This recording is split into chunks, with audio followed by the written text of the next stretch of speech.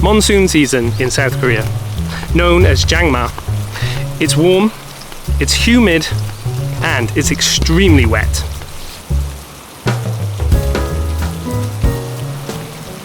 In this video, I'm going to tell you what Jangma is, what causes it, how long it lasts and when it comes, and what you need to do to prepare for it.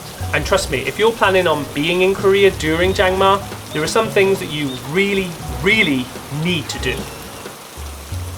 What is Jangma? Jangma is the long period of rainfall that usually happens between mid-June and mid-July in South Korea.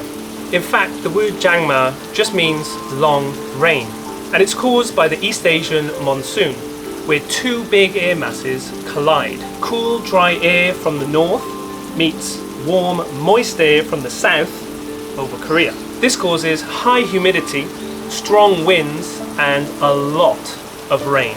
The average rainfall in Seoul during Jangma is about 414 millimeters. Now, I'm from the UK, where it rains a lot, but during the wettest months in the UK, usually November or December, we only see an average of about 92 milliliters of rain.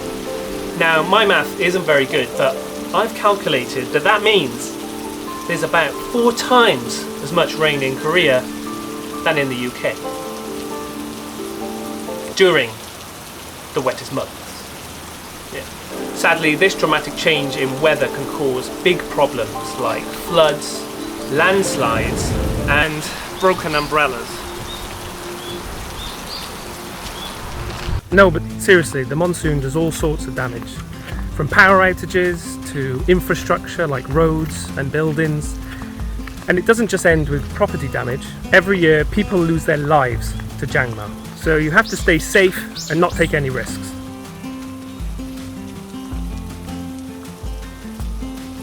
If you're thinking it didn't look like a lot of rain earlier on, then you're right. That's because it's just the start of Jangma. If I waited just a day later to film, then...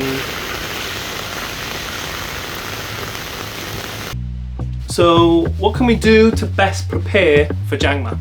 Well, if you have to go outside, then check your weather app for any sudden rains, but I tend to just look at the sky.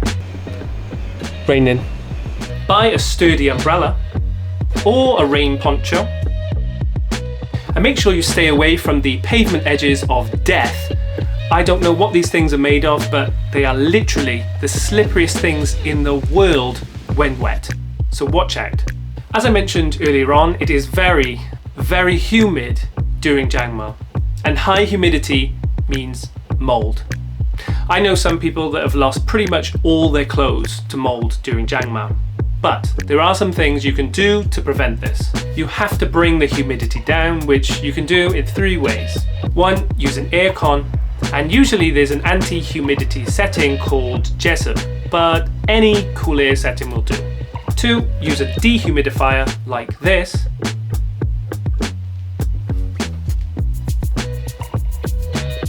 Or 3, you can even buy these moisture sucking packs called Jessup Gel that look like this. And you can put them in multiple places where you think humidity might be a problem.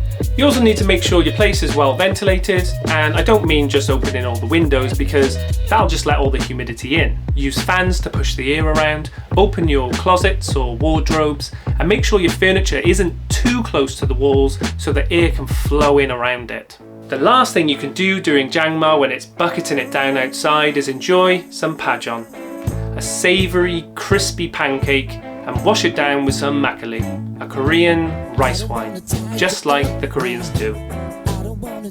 Cheers.